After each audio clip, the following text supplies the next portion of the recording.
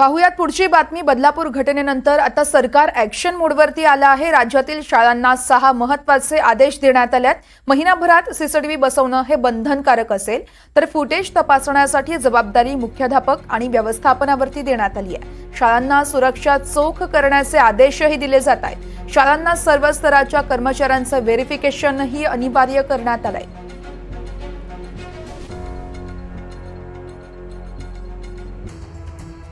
तर शालेय विद्यार्थ्यांच्या सुरक्षेसाठी नव्या उपाययोजना यावेळेस जारी करण्यात आल्यात। एका महिन्याच्या आत सर्व शाळांमध्ये सीसीटीव्ही लावणं बंधनकारक असेल।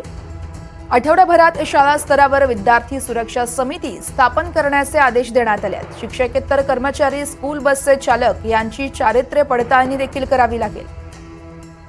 कर्मचाऱ्यांच्या छायाचित्रांसह सर्व तपशिलावर माहिती स्थानिक पोलिसांना देण्याची देखील यावेळेस आदेश देण्यात आले। तर 6 वर्षांपर्यंतच्या विद्यार्थ्यांसाठी प्राधान्याने महिला कर्मचाऱ्यांची नियुक्ती करण्याचे आदेश आहेत। सखी सावित्री समिती संदर्भातल्या तरतुदींचं पालन करणं गरजेचं असणार आहे। विद्यार्थी सुरक्षा समितीची स्थापना शिक्षण अधिकाऱ्यांच्या स्तरावरून एका आठवड्यात करावी लागेल।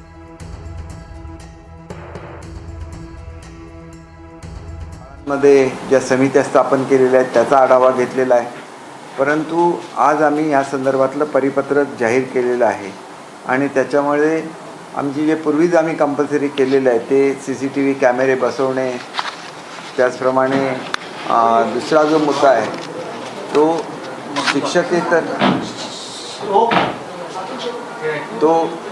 शिक्षकेतर कर्मचारी यांच्या नियुक्तीच्या दृष्टीने काय काय प्रिकॉशन्स घ्यायचे आहेत याच्या संदर्भातला दुसरा मुद्दा आहे।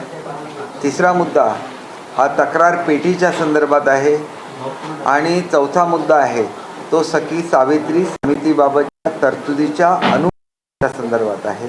त्याच्यानंतर विद्यार्थी सुरक्षा समितीचे गठन कसं करायचं हा चौथा मुद्दा आहे आणि त्याच्यावर सविस्तर हे सगळं सांगितलेलं असतानाच याचा शेवट असा आहे या परिपत्रकाचा की मुद्दाम अशी प्रकरणं दडपण्याचा प्रयत्न केल्यास संबंधित शाळेचे मुख्याध्यापक, त्याचबरोबर कमिटी सदस्य या सगळे कारवाईला प्राप्त राहतील। याच्या पुढच्या काळामध्ये असे जर प्रकार दडपून टाकण्याचा प्रयत्न झाला तर त्यांना त्या ठिकाणी त्यांच्यावर कारवाई करण्यात येईल।